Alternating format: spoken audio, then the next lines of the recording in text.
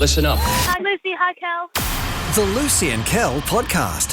Hey everybody, welcome to your Thursday podcast with a Thursday Lucy G'day, and how you going? and a Thursday Casey. Yo. As we said earlier in the week, we're talking about tea and the fact that Lucy loves it. And what are you sampling today on the podcast, Luce? French Earl Grey. French Earl Grey. It smells. Oh, Like the French? Oh, listen to this. Oh. So good. So good. But it kind of tastes like black tea with a flower in it. I don't think that's unnecessarily a bad review of a tea. Tea It's does okay. taste like black water with some sort of plant in it. Well, this has, if you want to know what is French Earl Grey, it's got vanilla, it's got rose petals and lavender. It's a lavender. I can taste that. And of course the bergamot flavour, which is the Earl Grey. Yeah. So I think that's what you're tasting is I actually think it's more vanilla-y than anything. And it's from the French. Something else that Lucy's very into and has been into for quite some time, and I'd love to get her thoughts on it because we are a podcast that does deal with things that are happening in real time. I don't know a lot about it, but there's a new documentary series going to be released by Kylie Minogue, everyone. Yeah. Which is a big deal, really, because she is an icon, not just of Australia, but of the world. Yep. And you're going to get some behind the scenes where she came from, where she went, and where she is now. Yeah, look, she's done a few docos before, but this is a big one, a Netflix one, so there's big money behind it. And it's a 3-part series, and it's got a lot of home footage she's never shown before. So I'm really excited about it. I actually know someone who worked on it, to be honest. Oh, really? Yeah, I do. You? Oh. No, not me, but I was actually being filmed for another documentary, and those people who worked on that one said, we actually have just been filming Kylie's. And I said, you can't tell me anything, can you? And they were like, nope. And I was like, but it's still cool to know. Because I think we often forget just how Australian royalty the Minogue family is. Oh, they're the best of us. Especially when we shout out think- to Ron and Carol who live here in Melbourne. Especially when we think about Danny and all of her work through Young Talent Time. And then Kylie and Yeah. all her work through Neighbours into the musical careers. And don't forget Brendan, the brother. He's a well-known cameraman for Channel 9. I think Brendan likes to be forgotten, doesn't he? He does not like to be photographed or talked about at all. And I actually once performed for him and I said, can I have a photo? And he said, yes, but you're never to post it. And I was like, no problem. So I've got a photo of me and lovely Brendan, but I've never ever posted it, which I never will because I respect him. This is a really weird question, but it's the podcast and Yeah. I'd love to know. Does he resemble a Minogue? Just Kylie and Danny are very Minogue-ish. Yes. And I don't know what a male Minogue looks like. Well, let me tell you this. Danny and Kylie look like their mum Carol. And Brendan looks exactly like his dad, Ron. So there we you go. go. I so don't the know what genes that means, run Casey, but- strong. Well, there's quite a few photos of Ron and Carol popping around the internet. And I've met Ron and Carol as well. They were at one of my shows and they came backstage and said hello. And they were all the loveliest people you'll ever meet, the Minogues. They're down to earth. Are they on record as to what they get up to in life? Well, they're retired. Carol was a dancer back in, Right. before she had Wow. her girls. And I think Ron has run really the kids' businesses, Kylie, Danny, Brendan Right. Enterprises. So he's run all the financials, all the properties, everything. He's been like running their empire for the whole family. Wow. And he's been on boards and things. And I think he's into classic cars. He loves cars and car collecting. So Kudos to him for keeping the Minogue machine on track, because a lot of the time when you've got a famous sort of celebrity sibling or a celebrity child and then the parents get involved, it doesn't go all that well at all. Yeah. So well done to them. no, they are all salt of the earth kind of people. They live in Camberwell here in Melbourne. They're a fixture on Burke Road. Maybe So- they'll be a part of the documentary series. Who knows? Who knows? They're really lovely people. I was so honoured to meet them. I was so touched getting to meet them. Got a big cuddle from them and they were the sweetest people. I was so nervous back in the day, and this was quite a long time ago. I met all the Minogues and I was just so scared they were going to be like, who do you think you are impersonating our daughter? But then they saw, I think, the quality of our show, the fact I've been doing it for 23 years now. I think they realise that I'm just a free promo for their daughter around the world. Not that she needs it at all, but they were so kind, and the Minogues have been so very, very lovely to me. So I will defend them forever. Not that they need defending because they're the sweetest people. Speaking of quality and speaking of who does she think she is, it's time for Lucy's Ridiculous Footy Tips. Round 7 of Lucy's ridiculous footy tipping. Now, a couple of things we need to address before we get into the footy tipping. First, we need to address the fact that you, last Thursday on the podcast, purchased us all Hats. our very, very Tipping own hats. individual team-branded AFL hats. footy headgear, Yeah. which I'm wearing right now. You're wearing a Saints hat. I'm wearing. Lucy doesn't have one. Give my hat back. Nah, it's mine. Get it off. I look cute. Casey You were wearing did a not. Do you want me to take a photo of you wearing a Hawthorn hat? Because Yeah. that'll break your Yeah. husband's heart. He'll Casey- be so devastated. I'll use it to bribe you.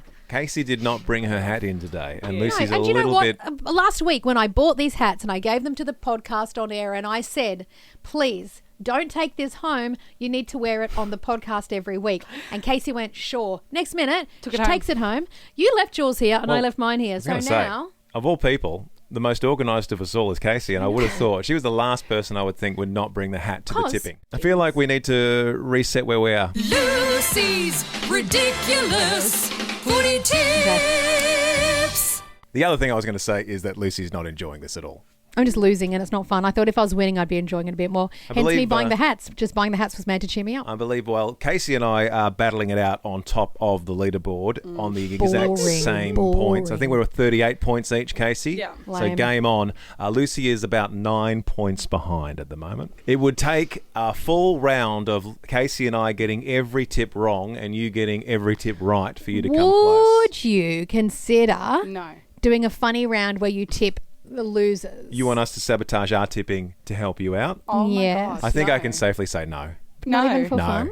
No, For not fun? even. Guys For are who? so lame. We're having fun. Casey and I are having fun We're at the having top. so much fun. It's so great up here Is at the it? top What the as a view's winner. like at the top? Yeah. Great. Game number Anyway, one. game number one. Round 7, game 1 tonight, Thursday night. It is the Western Bulldogs versus the Sydney Swans. And the winner is Sydney, is a very famous, iconic line from the head of the Olympics that time. Yes, the IOC. And so the winner is Sydney. 26 years ago, Sydney held the Olympics, and that's why they'll beat the Western Bulldogs Yeah, tonight. because the winner is Sydney, is and the phrase. we're off on ridiculous footy tipping, everybody. Yep. Game number 2 on Friday, Richmond versus Melbourne. At the MCG, MEL will win because they have letters in common, but Richmond doesn't have any letters in common. Well, it does have the C. Let's go Melbourne. More letters. So the ridiculous reason you're tipping Melbourne Melbourne is because, Cricket Ground, Melbourne because you're Demons. saying Melbourne has some association with the MCG. They both have the name Melbourne in their Melbournes. Wow. The MCG is quite literally I would have felt Melbourne's- like the MCG is no one's home ground because it's the big one. Who gets to own that? That's not fair. Melbourne that's does. fair. Are you sure?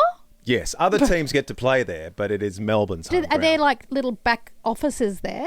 That's where they live. Do they train there? That's the best place to train, though. I'm with you. They get the MC. That doesn't of the seem G. fair to That's me. not That seems fair. rigged. All That's right, rigged. Melbourne, because it has something to do with the MCG. Who would have thought? Saturday, the Hawks, Lucy's Hawks, Yep. versus the Gold Coast Suns. I'm wearing my Hawks hat. It's going to be the Hawks. All right, Hawthorn to beat the Gold Coast Suns. Well, to help you out, I've gone for the Suns in that game, so you never know. You might get a point back on me, Luce. Come on, boys. Don't let me down. Casey's Essendon versus Collingwood on Saturday afternoon. Well, you know what? Just because I'm a bit dirty at the girl for forgetting her hat, this is a hat vote. I'm going to vote Collingwood. You're going to vote Vote. Collingwood? It's not how you Oh, say it, is it? gosh. It's how I don't know how to tip. What do you say? I'm not telling you. I You're gonna tip vote- Collingwood. I don't vote Collingwood. You're going to vote Collingwood because you're having a bit of a disagreement with Casey. Because she forgot her hat. Someone she has absolutely no interest in, Port Adelaide versus the Cats on Saturday night. I do believe in omens when it comes to tipping, and one of the biggest cat supporters just walked past me twice really quickly. The fact that he walks past that window a couple of times each and every morning because he works here for a job, you're But it was saying it's weird. an omen. It was a weird omen because he walked past really quickly with his bag. He went and sat down. Then he walked back the other way with his bag. Why? Why didn't he leave it? And then he came back a third time with the bag. And I'm like, now it's looking weird. It's an omen. They're going to win by 3 points because of his walking past me 3 times. Write that one down, Casey. Wow. Geelong 3 to win by points. 3 points. Yeah. Wouldn't that be amazing? Another game on Saturday night. It is Fremantle, the Dockers, Yeah. of which you have no interest in, versus the mighty Blue Baggers, Luce. Well, you know what? I've decided to tip Fremantle. Is that a massive thing? Yeah, I'm just thinking of something to say. Dot. I think you expected a bigger reaction from us. No, not at all. Fremantle. Yeah. I'm going for Fremantle because I had a friend who went to uni in Perth and she used to call it Fremantle and it always made me laugh.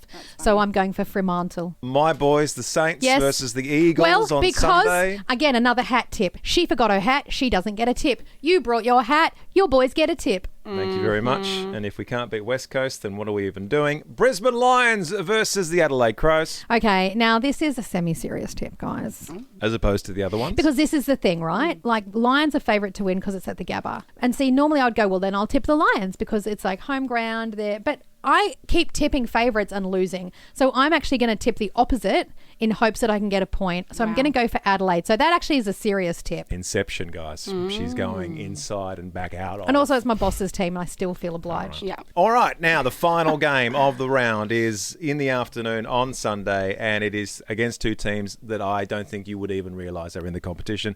The GWS Giants versus the mighty North Melbourne Kangaroos. Look, I don't understand either of these teams. Who are they? Where are they from? What are they about? Who It's in the plays? name Greater Western Sydney, GWS, Yeah. and the North Melbourne Kangaroos in the north of Melbourne. Well, I'll tell you this. I care for neither of these teams. Wow. Neither speak to me. I would say this, though. If you held up an orange dress or a blue dress and said, which one are you going to wear? I would never wear the orange dress. I would wear the blue dress. And so because they wear more blue, I'm going with North Melbourne because their colour is blue. And if I had to wear a colour, it would be blue over orange. And that right there is a fantastic example of Lucy's Ridiculous Footy Tips. think you got another 18 rounds in you? Yep! Bring it on! The Lucy and Kel podcast. I'd like to talk waking up this morning. I've done it.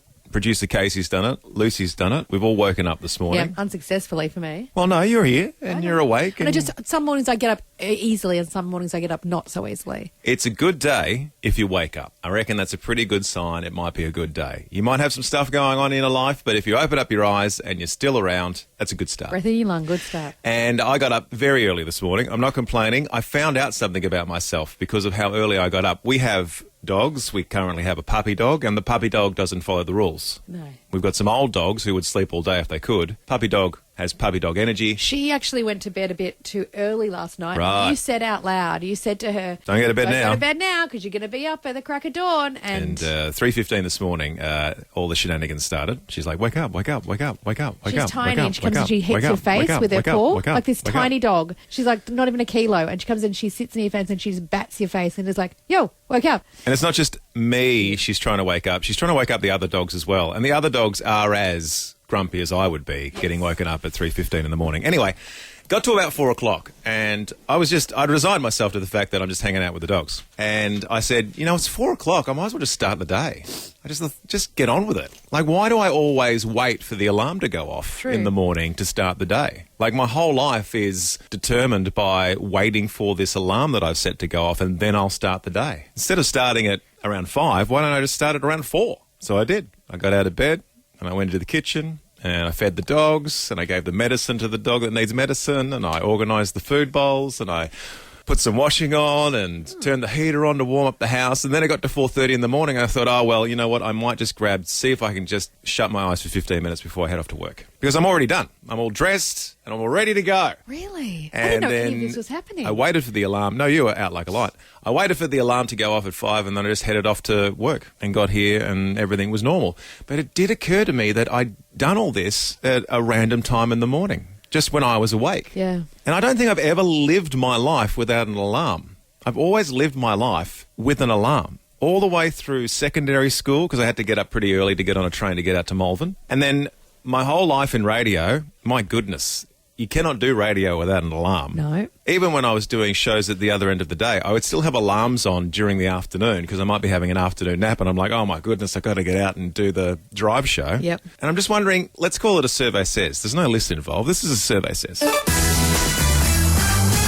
Survey says. Is there anyone out there, and maybe there's nobody, but is there anyone out there who just wakes up when they wake up? Like they just wake up and that's when their day starts. Like, do you have a life that is like you go to bed at night and you have no concern about what time you need to wake up the next day? You might still have a very full life. Maybe you're gainfully employed. Maybe you got a whole bunch of stuff to do. But for some reason, and I'm not sure what the circumstances would be, but you just don't need an alarm to wake up. I'm not saying you have a magical internal clock. I'm just saying you just wake up when you wake up and that's when your day starts. Can I ask you, do you remember, surely someone else remembers this. I don't think it's true, but I remember being told this as a kid and always being, ooh. Back in the 90s, there was this thing that went around that said, if you bang your head on the pillow the amount of times you get up, So if you want to wake up at 5, before you go to bed, you hit your head on the pillow, 1, 2, 3, 4, 5, and then your body will wake up at 5. Who told you that? That was like a thing in the 90s. Was So it? like, if you want to wake up, just do this thing. right. And I remember, I never did it, but Here's what I'll say. I don't think that works, by I the way. don't think that specifically works. What I do believe in is an internal body clock. Yeah. There is a body clock. There's what's the word they use? A circadian rhythm. Your body's working all the time. Yeah. I believe your body knows how long you've slept for. Sometimes you get to maybe 8 hours, 9 hours, and your body's like, that's enough. That's enough sleep. Yeah. I don't need any more sleep to defrag the mind. I'm ready to go. But I think I just don't know of a world where I would not need an alarm to get up. I mean, if you have mastered you think of the time you need to get up the night before and you're guaranteed your body will get up at that time. And I know there are people out there like that.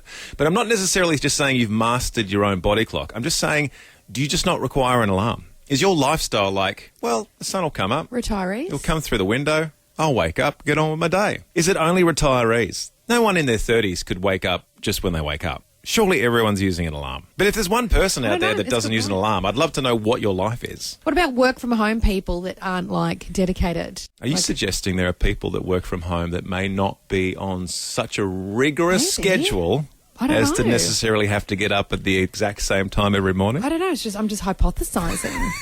That they might just roll out of bed at any time? That they may not even get out of bed? Maybe that's why you don't need an alarm. Kareen, I do need many alarms to wake up, so much so that I need alarms to progress throughout the morning when I'm up. Should be ready by this time, packing school bags by this time, brekkie by this time, one for getting to the car on time for school drop-off. Kareen. Kareen, I think there's an argument to be made either that's the stress-fullest way you can go about life or the stress-less. Because you're kind of organised to within an inch of your life. No, that works for me. That works Having for an my alarm brain. for absolutely everything? Yeah, that works You don't for think me. that's stressing you out too much? No, I think that's great. It's just like you hear it, you go, oh, that's right, got to be doing this now, got to be. I think that's great. That is, for me, that would work. It would be very helpful. More I alarms. set a few alarms in the morning. What I do need is one final alarm which says you need to be walking out of the house by now if you Right. want to be at work on time. I need one more. The big final one that you can't do anything Yeah. about. Well, that's the opposite of what I asked for. But thanks, Kareen. I've gone with, have you no alarms? And she's gone, I'll give you 30 alarms. Alison says, I never set my alarm. I have an internal body clock that wakes me up at the correct time. I work and I have to be up by a specific time. I can literally tell myself that I need to be awake by 7 and I will be awake before that or at that time. I believe you, Alison. I've Let's tried just it. quick, let's- I've tried it myself. Come on. A round of applause. I want you to clap. No, I'll give you a round of applause. Alison, I believe this to be true.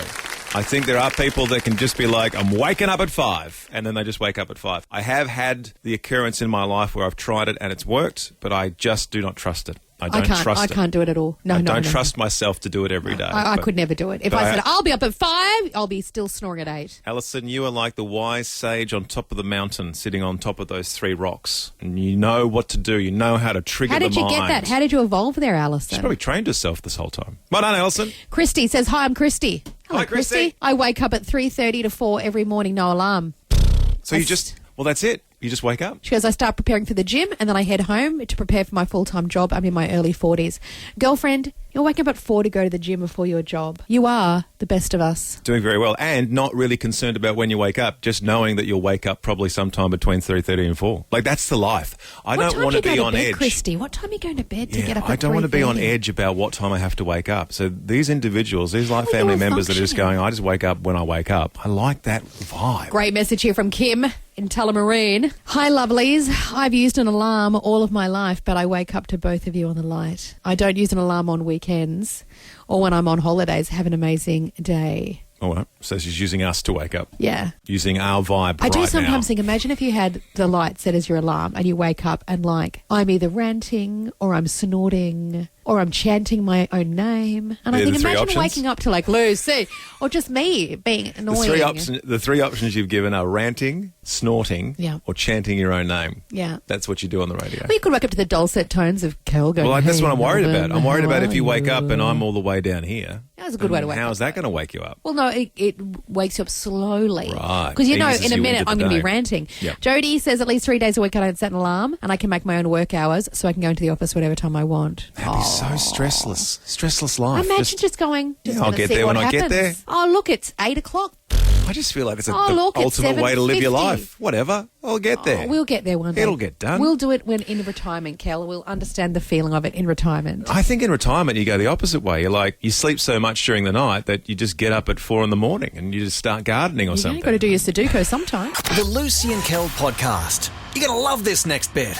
Oh, spoiler alert. It's about Christina Aguilera. She's a fighter. She is. She's beautiful, no matter what they say. Words won't bring her down. Anyway, she was on a red carpet the other day and she went viral, even though I hate that word. You can stop saying it if you'd like. I know. Anyway, the long and the short of it is she stepped out with a bold new look. And the internet went, no. Oh, okay. Which is, of course. That's always awkward. You know when you what? step out with a bold new look and everyone says no. So ridiculous. What was the because- bold new look? So she's got a blonde bob, a very white blonde bob. You don't need to play that music. It's not that dramatic yet. Oh, I thought it was a bold new look and everyone said no and that was it. Well, she's got a very short blonde bob, but then one of those mini fringes. Do you know the character from Shrek called Lord Farquaad? Yes. Yeah, and he's got that little funny black fringe. It's that, but in blonde. Okay. Look, if anyone can make it work, celebrities can make that sort of thing work, can't they? I think she looks beautiful, and I've got no issue with her funny, cute little fringe. It's a look, it's a vibe, it's different. Are you She's just going trying for to be this look different. next time you go to the hairdressers? Well, it's obviously, I'm going to say this, obviously a wig. Oh. All celebrities, all they do is wear Hang wigs. on a second. It's all wigs. Next you'll be telling me people like Dolly Parton and Cher wear wigs. All wigs. What? Nicole Kidman, everybody. Every great Nicole Kidman hairstyle is a wig, unless it's that really tight BMX bandit hair that you see. Every other hairstyle, every hair is a wig. I will say, as a man, as a simple, Everyone wears wigs. as a simple-minded man, guys slightly terrified the first time they see their girlfriend or their partner or a friend of theirs that happens to be a girl taking out hair extensions. Guys don't understand how hair works. So when you take out most of your hair, ladies, for the very first time a guy sees that, they think something is terribly wrong. I wear lots of hair extensions because I've got thin hair. I lost a lot of my hair to stress around 7 or 8 years ago. And there's nothing wrong with it. No, like hair but- extensions are great. but I wish I could attach hair extensions to the back of And my bald because head. I'm a performer, I have lots of different hair for on stage. And Kel often finds bits of my hair lying everywhere. And I do say the first time when we got married and then we moved in and then our kids became a blended family, your son was probably around 10 at the time. When he saw me taking my hair out, guys don't get it. Your son's face was like, what is happening? Yeah, absolutely. I'm being serious. As a simple-minded guy, there should be like a course in maybe year 9 where some stuff like this is explained to guys. Yeah. Like this is what is happening and this is what women have to do. Yeah. And we should all feel very sorry that women have to do this. Don't feel sorry for us. Oh, you enjoy doing it? Yes. Well, don't pity me. I love my fake hair. I thought it was the patriarchy or something. No, I choose to wear this and I also choose sometimes not to wear it. Yeah, I don't mind. I I'm don't just feel saying- sorry for me. I am empowered to make my own choices as a woman, as is Christina Aguilera With her bold wearing look. a bold new wig. Good on her. That's what I'm saying. Good on her. Have Who you cares? ever done any bold looks? When I was in, I think around first year university, I had long chocolate brown hair. Everybody, I'm a brunette. There you go. Long chocolate brown hair. That's my bold new look. I've always had long chocolate brown hair. All my You childhood. say that like people don't know that you're not blonde. Some people don't. No, okay. I was talking to someone the other day. They thought you were really blonde. Andre didn't know I was a brunette. No, he's a guy. And like chocolate brown mahogany hair. And then I went and got a shoulder length bob in Brisbane at Stefan's. And that was really I went home with this bob and my mum looked at me and burst into tears and said, "You've ruined your life." And she walked off. Thanks, Mum. This is a true story. You've ruined your life, your beautiful hair. It's not like it's going to grow back or anything. So that was that. But then this is the worst part. So like about, 5-6 weeks later, it needed a trim and I was a poor student. And so instead of going to expensive Stefan, I went to another salon and I walked in and I said, "I just want the edges trimming." And the lady, no word of a lie, started picking up bits of hair from the top of the head of the root and chopping them off. Ouch. And I actually don't know where the bravery came from. I said, "Please stop." And I got her to stop. And I walked out and I went back to Stefan's. And they were like, "She has butchered your hair. There is nothing we can do. It is all so uneven and short. All we can do is give you a pixie cut like a boy." And I went, "Okay." And so they cut it all off like an inch off my head. Short, black, spiky hair. Is there And photographic that- evidence? Yes. Oh, good. And the only saving grace... Producer Casey's like, where is it? The only saving grace is, and now this is when I was in uni. I know I had nothing to do with Kylie. I wasn't even a performer. Only saving grace is at the same time Kylie had black spiky hair for her Confine right, in she Me shaved era. her hair off. And people kept going to me, you look like Kylie Minogue. And you I was go. like, well, but I also look like a male elf. And it was awful. And then it grew out so badly. And that was my bold new look. And it was the worst time of my life. I'd love to know, though, this morning on 1300 777 899, did you ever do a bold new look? Did you ever go, you know what? I'm a brunette. I'm going to go peroxide blonde. Were you blonde and you went, I'm going to go bright orange? Did you go, I have long hair. I'm going to go short. I'm going to shock everyone. I'm going to walk in and all my hair's gone and everyone's going to go, oh, Janelle. Like, Did you do anything? Did you go to year 7 with a rat's tail and get suspended from school? Did you have a rat's It's a tail? very specific story coming out of me for no reason. Yuck. It's a rat's tail. You know, can I just be honest? Some people can make that work. It's a bold look. Can I be honest? Whenever I see kids with rat's tails, I fantasize about getting scissors and cutting it off. Don't. Then we lose all our power if you cut the rat's tail off. Don't do that. Power to be a Jaden. Jaden! Oh, Jaden's have rat's tails. Look, you used to have long, below your bum, white blonde hair. Yes, like my you bold look like you look were from a glam rock heavy metal And my group. bold look was I shaved my hair off once without telling anybody. So I did have very long hair for a long time in the 90s and I shaved it all off. And my bald look was the fact that I'd shaved off all my hair. Was your bald look shocking to people? Yeah, everyone was just so... Because it's such a drastic change. That's bold. But I was And bold. wearing it well. I felt so alive. I You know, felt like sometimes Casey and I see photos of people with long blonde hair where we look at each other and we go, Kel in the 80s. Yep. Like that's just you were... That was me. Anna, who said, my bold new look was I actually tried fake nails and carrying a handbag and it lasted 2 days. Fake nails would be a little longer than expected. Is that what they're saying? I think she's just saying she's never really worn fake nails or carried a handbag around. Right. So It she was gets a bit trying to do clicky. something. It's hard to pick things up. I think she was just trying to try something new and she didn't love it. And another question, because I'm just a man, how stuck on are fake nails? Depends which ones you use. If you go Do to they a, hurt when they come off? No. Like, is it actually losing a real nail? No, but it depends on what kind of fake nails you have. I'm just learning. Is it like Builder Gel? Is it S&S? Is See, it I don't know any of press-ons? this stuff. Yeah, exactly. Vanessa says, I went from dyeing my hair brown to putting different colours in my hair, usually pink, purple, green and blue. I call them my rainbow colours. Vanessa, I never pictured you as a rainbow-headed person. Amazing. Marcella said, I had long straight hair down to my lower back. I got dreadlocks. I kept them in for 5 years. Then I shaved it all off in 2024. It looked surprisingly good. Now it's a little past my shoulders and I would definitely shave it again. She liked her pixie cut. Marcella. Then she sent me 5 photos over the journey. And Marcella, you are, first of all, drop dead gorgeous. But the hairstyle from dreads looks amazing. Then your shaved head looks amazing. Your pixie cut looks amazing. And then I liked the just after the pixie cut look, Marcella. That's a great length. And then I can see your current length. It's beautiful. Tick, tick, tick. Marcella, you can rock any hairstyle. Thank you for sending photos. I love it. I'm very voyeuristic. So when people send me photos, I'm always like, oh, I If you love want to it. send photos of your hairstyle, of your bold new look to Lucy, feel free to do so. 0428899899. Karen in Malvern says, when I left home, I moved in with a hairdresser and she used to practice on me. I've had a concave, a pixie, perms, you name it. I tried it. I was young at the time and I didn't care. She goes, but now I have a no fuss, easy look. And she goes, and I'm coming back on the Mother's Day weekend in Melbourne to go see her because she's amazing. I always felt the bravest of individuals were those ladies and gentlemen that put themselves in the chair of apprentice hairdressers. When you have the phrase, I want to practice on Yep. you, that takes a brave person. Anna has just texted back about the nails. She goes, they were really expensive nails. She just wanted to feel more girly. Gotcha. Obviously, she didn't like them. I once had those eyelash extensions put on, Anna, for the same reason. I was like, I want to try them. I had them put on and I hated them with such a passion. I had ripped them all off a day later. I couldn't have them on my eyes. It felt like having Physically spiders. ripped them out of your eyeballs. I ripped them all out and destroyed my own eyelashes because I couldn't cope with the sensation. So I get it, Anna. I get it. And also, Arantha goes, Lucy and Kel, morning. Just want to weigh in on a wig thing. Lucy, it's not only women wearing wigs. Yes, I'm well aware of that. Goes, I'm quite sure that Sean Connery had a hairpiece for his James Bond movies because he was pretty bald at an early age.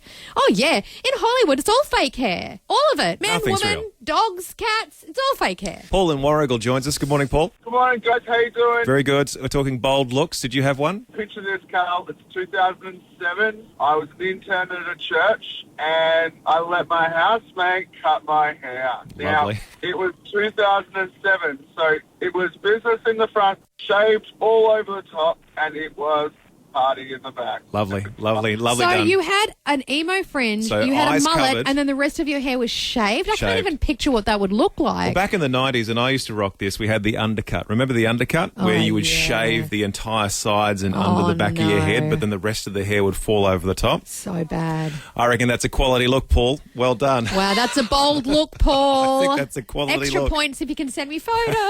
Well done to your housemate. Great decisions on both your parts. Well done. Rose and Doreen, one of the greats. Good morning, Rose. Good morning, Lucy and Kel. When my sister was alive, she was becoming a hairdresser, and I was always her guinea pig. How did that go, Rose? Was it varying results or were they always wins? She did extravagant styles. One of them was she had to do a style like a famous person, and she's like, oh yeah, I can use my sister. I went into her school, and you know Elvis Presley? Yes, we know. We've heard of him. Are aware of Elvis Presley, I believe Rose. it rings a bell. Did you get what they like to commonly refer to as the Presley? I had Elvis Presley hairstyle and even the colour, the blue-black. I love it. Why did women have the Elvis? It was a thing, though, wasn't it? Give me the Presley. I'll have the Presley, Thank finest you, Presley. Rose. The Lucy and Kel podcast. The Melbourne International Comedy Festival happened last month. Well, kind of this month, and it wrapped up about a week ago, I believe. Sure. And it runs for quite a long time. Oh, yeah. Well, there's a whole, like, the comedy sort of travels. Like, you got the Fringe festivals in Perth and Adelaide, and they kind of go into Melbourne's Comedy Festival, and I think it goes up to Sydney. Yeah, so it kind of goes around Australia. It's kind of in Melbourne, March, kind of into April, but it did wrap up, and there's so many different people, so many different comedians, so many different venues, and so many people doing small, like, to like 10 people, like just starting to get off the ground, which I always think is amazing and so brave, like how incredible. I saw one lady pop up on my socials, and she had like one person in her audience, but she's like, you know what, I'm going to give that person the best performance. Like, just amazing. Anyway, I think most of the headlining comedians around the world have that story of where they did one show to that one guy in a chair who walked out halfway through. You've got to have a story. I've done a show to one person. I've done my whole stage show to one person once. Sometimes, and again, this is the stuff that entertainers talk about. Yeah, it is. You've got to do it. It's a rite of passage to have no one in the audience. It is a rite of passage. However, I went to see one of the comedy festival performers. My girlfriend had 2 tickets. Her husband bailed, and she said, do you want to come with me? And it was a comedian I really like. And I was like, of course. So last minute, I got to go along to a show at the Malt House, which is such a cool venue as well.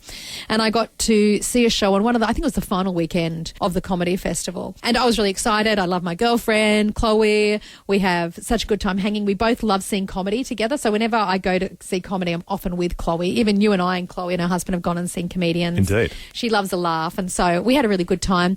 We get there, we line up, it's sold out. Probably about 300 or 400 people would fit into the Malt House, and we get into the queue, and I said to her, said to my girlfriend, is it seated or is it kind of like general admission? She goes, no, it's just general admission. You just go in and grab any seat. And I was like, great, no problem. So we were kind of near the frontage, so I thought, oh, cool, we'll get a good seat, you know. And we walk in, and the usher goes, just turn this way if you'd like to go to the front row. And I'm like, oh, no. And my friend Chloe's going, yeah, let's go. And she's in front of me, so she's taken off. And I'm like, Chloe, no, wait. Too late. She has barreled down to the front row, and we shuffle in, and of course it's front row centre. Right in front of the microphone.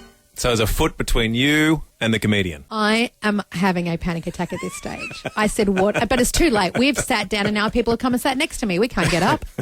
I said, what are you doing, Chloe? She goes, this will be great. I said, it won't. I start panicking, thinking... What's your biggest fear? That I am going to be part of the show. That they're going to go to the girl right front row centre, as you do. I've seen the comedians on Netflix. They pick on the people in the front row. They go, what's your name? Bit of crowd work. I thought he's going to ask me my name. He's going to ask me my job. What am I going to say? Then I started thinking about what are some jokes I can crack. And I was like, no, don't be that person. It's not your show. But that's what I thought. Never in the history of anyone being a comedian on stage have they thought, well, I hope this person's funnier than I am. I really hope the person that I call out is going to knock them dead. That's what I want for this show.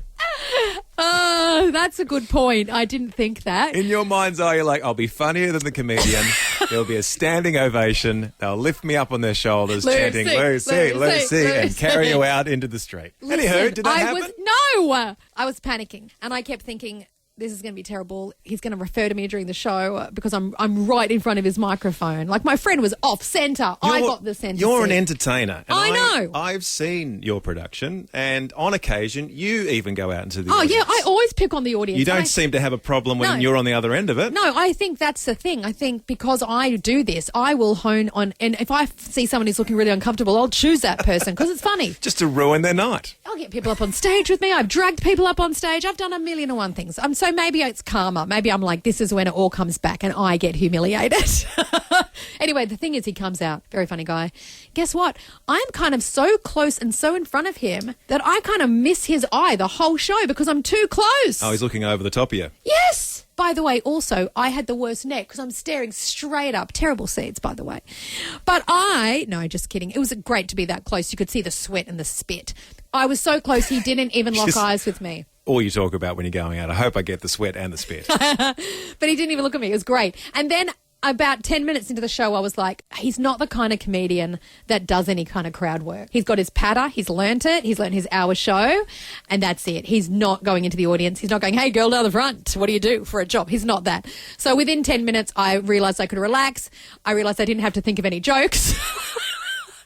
And I enjoyed the show. But it was up to you. You wouldn't be front row centre. No, gosh, no. For everything? No, see, for music theatre, I want front row centre. Okay. Because there's no audience participation. No audience participation in Sunset Boulevard. Mm-mm. You have been called up on occasion. We went to the circus once. Oh, gosh, we went to a, Big Top Circus and we were given, media seats. And so I think they knew, these are the media people. And the ringmaster, obviously, one of the big things a ringmaster does is he sort of pads out and sort of distracts the audience while they're changing all the setups for the different... What happened is they get Kel up and me and the kids are wetting ourselves laughing and they fully embarrassed Kel on stage. The ringmaster was a mime. Yeah, and so they do all this mime with Kel and they made Kel... Kel was on stage for 10 minutes. I was hilarious. You were pretty funny. The whole crowd He was thought effortlessly, I loved a bit of my work. Yep. So everyone got his laughs because Kel looks on stage like he doesn't care, so it kind of worked. So everyone's laughing, and I'm on filming it. I'm sitting there, and I'm like, best thing ever. Kel's on stage, and then it goes back into the show, and then about 20 minutes later, the mime gets me up.